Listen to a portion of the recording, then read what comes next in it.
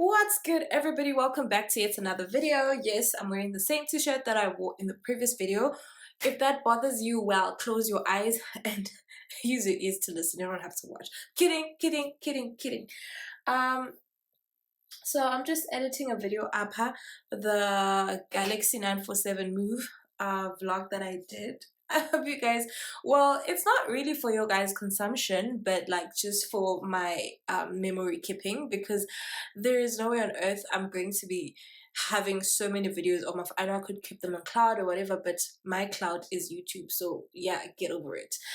So that's what I'm doing. I'm just exporting that, and then I'll soon edit my other video. I know this is the information that you did not want to know.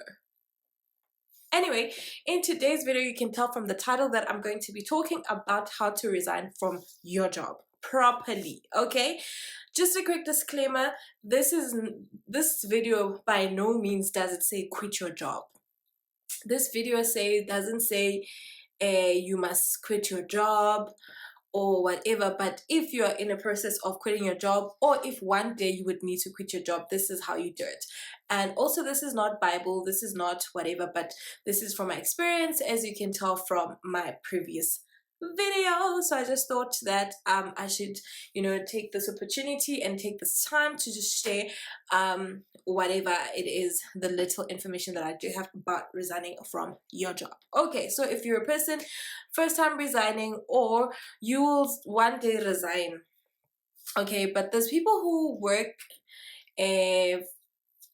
for one company for the rest of their lives. This, as I said, has a target market. If you're not looking to resigning one day, or if you are not, then this video is not for you. If you are looking to resign, this video is for you, regardless of your reasons for resigning, which is none of my business.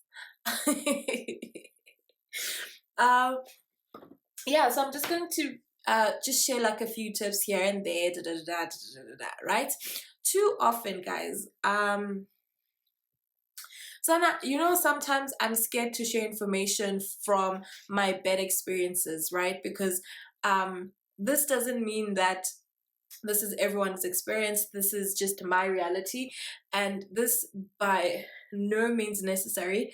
Okay, that was unnecessary. This doesn't mean that everyone will go through what I went through. What I went through is, I don't know, guys. I don't know if anyone who's went through what I've gone through. Not even the people I know anyone. Like, I'm the first person. Like, I'm that person whom people talk about, or like, if you're sharing experiences about a bad company experience, I get used as reference. I mean, they don't tell me, but I know that I'm one of those people. I'm like, oh, I have a friend whose company did this and that. Even if the conversation is not about that, but I know that I'm that friend that they refer to. You know how when you have a friend with a Mercedes Benz, I'm that friend. Like, oh, I have a friend who's gone through such a terrible thing. But anyway, yeah, so that's what I'm here for.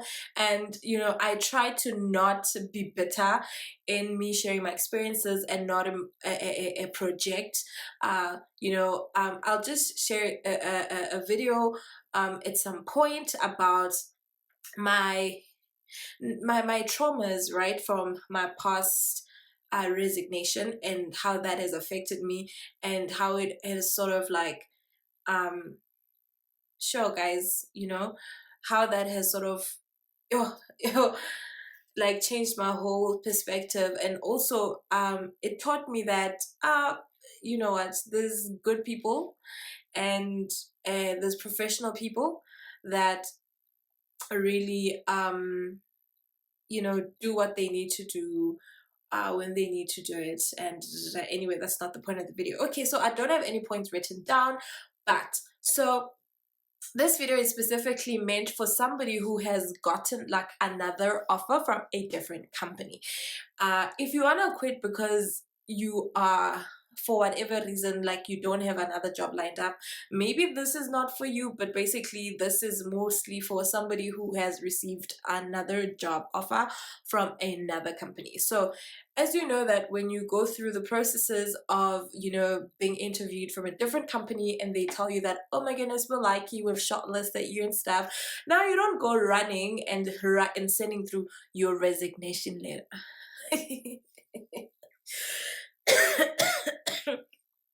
I'm sorry. Now you don't go running and sending through a resignation letter just because the other companies that they like you. No, you first wait to receive an offer. Then when your offer is signed, that's when, right, you send through your resignation letter, right? So when do you send your resignation letter? You usually, they do say it in your contract when you need to send it, right? So the one thing that I wasn't aware of is the fact that offers are binding. So unless if there's also like terms and conditions that are stipulated in the offer, but like offers are binding. So don't be scared to resign because because the offer says that we're offering you a job, and should, so they can't say, oh, we were joking, we changed our minds type of vibes. The same way when you signed an offer, you can't now go back and say, you've changed your mind, you no longer want to take the offer if you've signed it. So it's binding for both parties. So you are safe to resign once it says a job, an offer letter or whatever. But an offer means that you have that job, you know, conditionally, obviously, if there is conditions, but you are safe to resign. So on your contract, so depending on when you've received the offer, so some people, so there's this thing called like a notice period, that where you need to sort of um send in your resignation letter and serve a notice, right? It's different for different companies. Some companies say it's 3 months, some say it's 2 months, some say it's 60 days, 90 days, 30 days. It differs, right? And then too often, it is so I think when it's a calendar month, means it's like a whole month. And if you're gonna serve a notice, or yes, so basically I think a resignation letter is you saying you're serving notice. It means that too often you must send it in on the first day of the month that you're resigning in, or the previous day. I'm not sure about resigning 5 months before. I don't know what the rule is. Whether you can say in what month are we in now, in November, that you're resigning next year February. I don't know how that works, but usually I think if you have 5 months of notice period, then you could do that. But I don't know about resigning in advance, you get.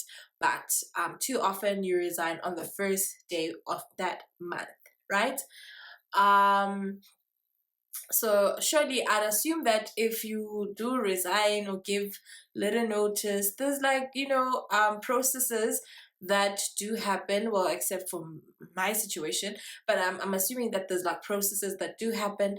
Also, if you owing the company money for things like so yeah.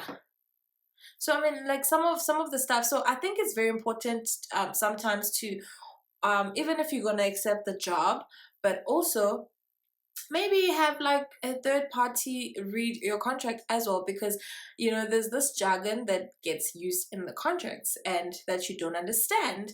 And it's very, I find it like it's important for one to go through it with someone else, so that, because there's some things that do arise when you quit your job, right?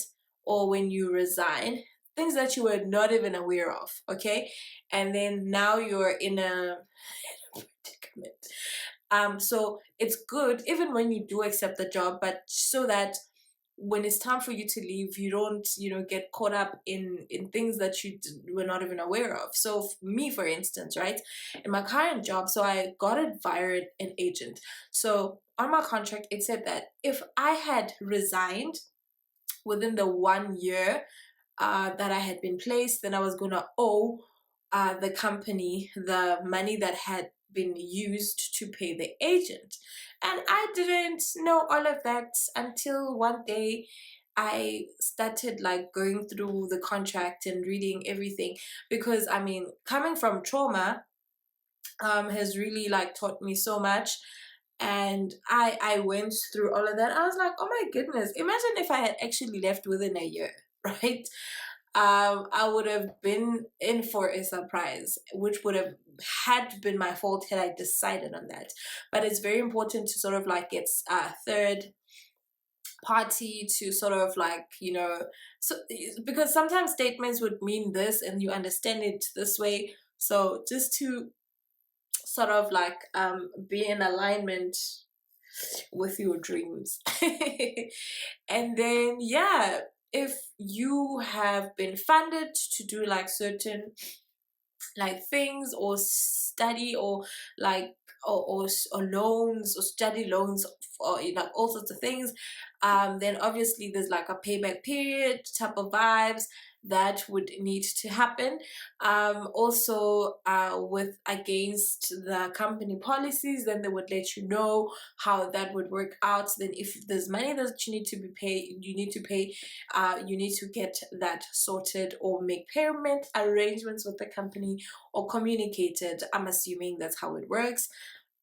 Yeah, and basically that's just it. So apparently there's like an exit interview that I never got to have. So I don't know how that works out, but I'll just do like an update of this video. But I just felt like it's important for me to do a follow-up video, like I said, because it wouldn't make sense for me to do that video, to post that video, then go on about my life, then later on and be like, guys, this is how you actually resign. So yeah, I don't think it's like a bad process at all. It just needs to, you just need to have yourself like covered, because sometimes um okay, I don't know, but like that's that and that. So maybe the video is like 5 minutes long, but anyway, that's that on that. So if, yeah, if you need to ask. Thank you so much, everybody. Bye.